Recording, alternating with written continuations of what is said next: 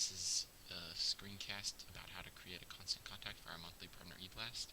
I just want to remind you that if at any time you want to pause this, you can, to take notes or to work on a constant contact while you're watching this video. But feel free to pause it and do whatever you need to do. So obviously the first thing you need to do is go to constantcontact.com and log in. And once you're in, this is the page that you will see. Pretty much the main buttons that you're going to be using at the top of the page will be this email button right here and the contacts button. So if you want to go ahead, we're just going to go through the whole process to create a constant contact, and then I'll talk about reviewing the constant contact and everything that you need to know after you send. Alright, so from this email page, you have all the different types of emails that you've sent, some drafts. If you've worked on something, it'll be right here, and any sent emails that you've sent in the past. So what you're going to do, if you would like to create an email from scratch, you can start here, and this will give you plenty of different types of templates. I've used this in the past, and usually we like to use this left sidebar template. You can find some colors that you like or some nice designs that you like, or you can star some and go to your favorites. However, what I usually do is go to my last CFC eBlast, so it's something that was sent. So the last one was in June. I'll go here to June eBlast, and just for the sake of consistency, I want a lot of my eBlasts, I'd like them to look the same. If I go here, it'll take me to the June eBlast, and I want to copy it. So when I copy it, it takes me to this customize your email page, and from here I can delete all this and make it my own without erasing the previous eBlast. So as you can see, you can edit this in a couple of different ways.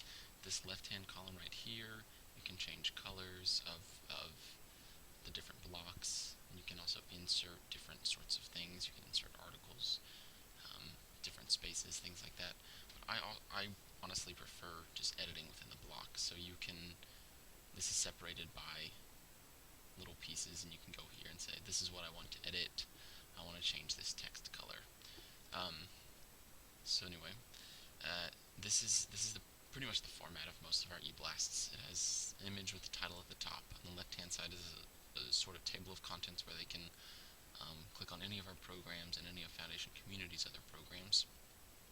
And then on the right-hand side is essentially the meat of the eBlast. This is usually a summary of the program that's being featured, and then a tool that corresponds with the program.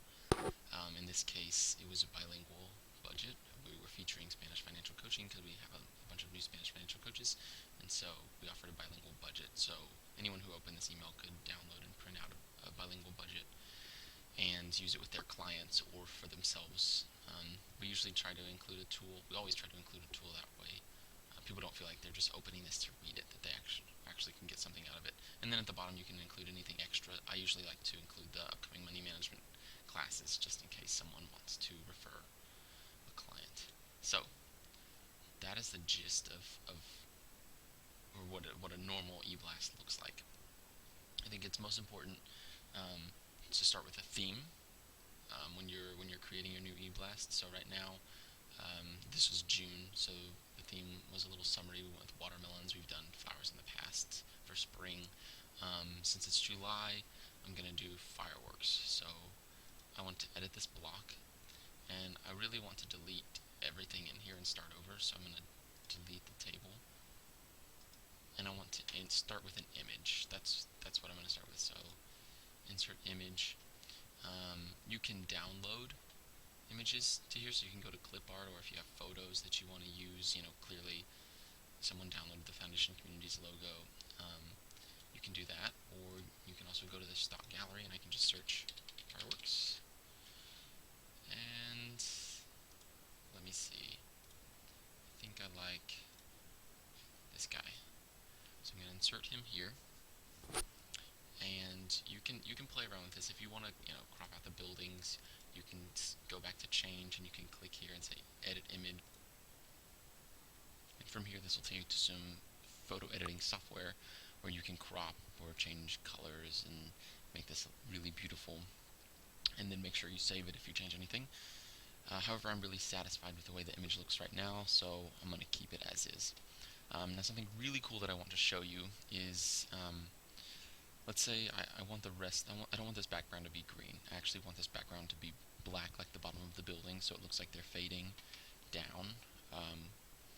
And so I've downloaded this tool called Instant Eyedropper. It should be on a lot of the computers that will be used for this.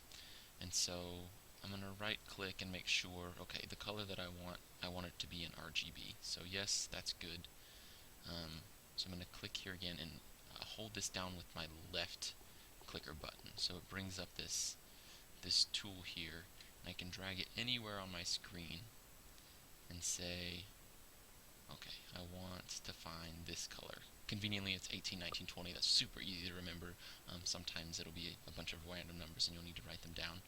But 18, 19, 20, I think I can remember that. So I'm going to go here and say more colors, and I'll type in 18, 19, and 20.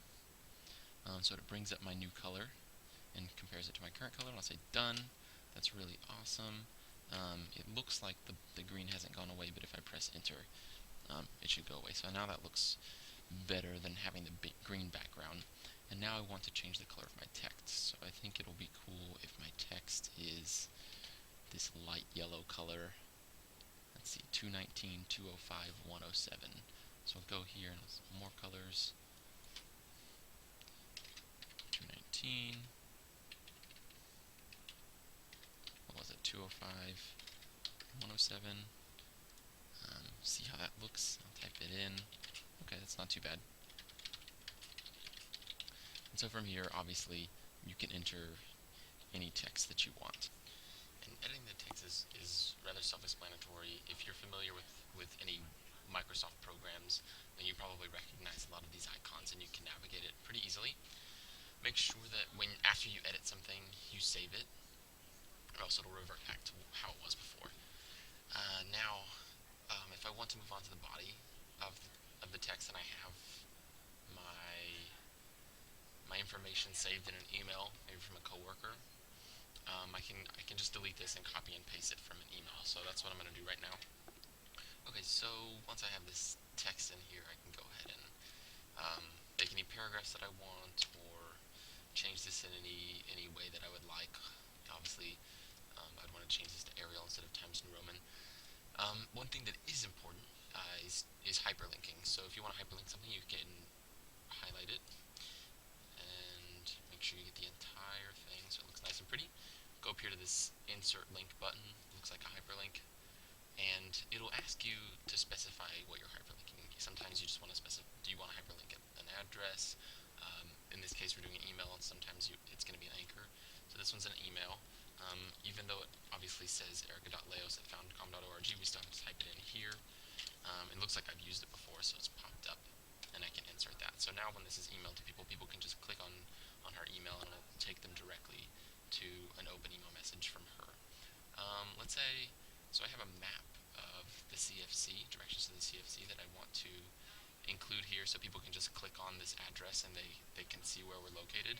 So if I want to do that, this is not going to be a link. Instead, I want to upload an image, or actually I want to upload a PDF document with the map. And something that I've already uploaded here, it's right here, called CFC map. If I didn't have it here in PDF form, I can just upload a new document, and it will allow me to browse for that PDF.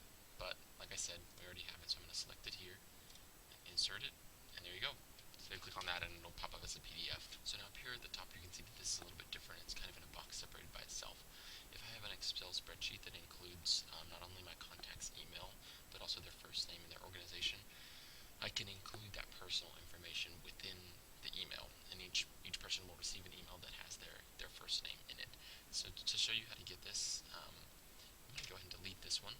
I'm going to go down here on the left hand side, and where it says greeting, I'm going to press the plus mark, and I want to say hello first name. Is where I'm going to put a comma. If there is no first name listed in the Excel spreadsheet, it'll just say greetings. That's what it's asking me there. So I'm going to insert that. So now it has a greeting where it says hello, and we'll list the contact's first name, and then go into the body of the text. Other than that, there aren't too many other tricks in terms of editing your constant contact. Anchors are definitely an important part of this all. So this anchor is here in case someone is clicking on the left-hand side in this column right here, and they say, "I want to go to Viva Financial Coaching." It will take them. It'll move the screen to where this is in the center of the screen. If they want to look at the tools you can use by Legal Budget, if I click here, it'll take them to this anchor that is located right here. So if I wanted to delete that anchor, maybe delete it, I can go over here and I can insert another anchor. And I want that anchor name to be fireworks. Insert that there, and then when I save that, I can edit this over here and say,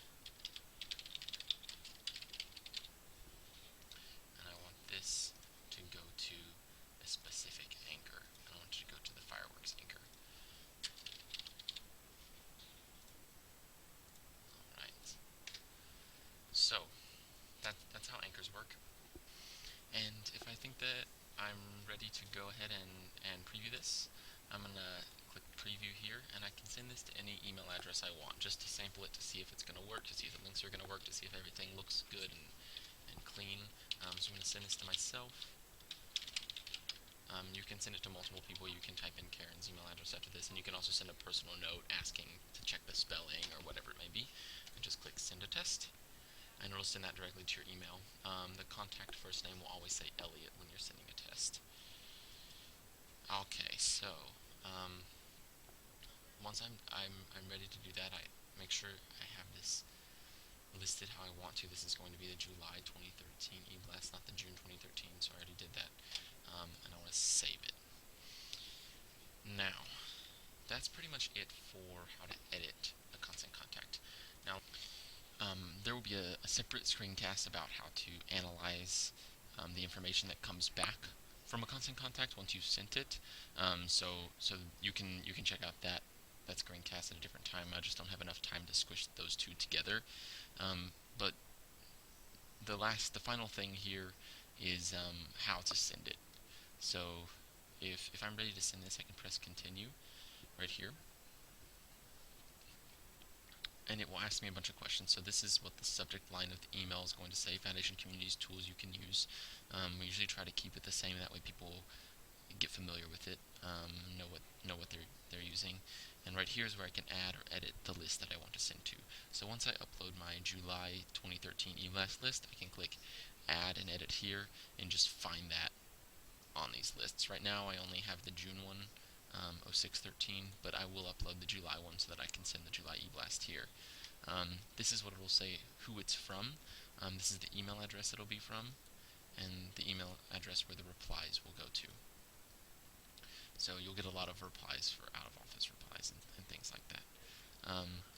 So right now you can say schedule, and you want to send the early report to you as well. And here's a very clear difference. So if I edit my email right before I send it, I can say send now. I'll press OK, and it'll send this email to all of the contacts that are listed in the eBlast Excel spreadsheet. Or I can say send later. I can pick a day, next Thursday, pick a time, 9:20 a.m. and press OK, and it will send it on its own without prompting anything at all at that time. So you can go ahead and have your constant contact completely done, and then you can schedule it to be sent at a different time. I do not want to do that right now, but that is it for constant contact. Their customer service, I haven't really dealt with them, so I'm not sure if they're very easy to reach. However, if you have any questions, it looks like there's an 866 number right there. Thank you very much.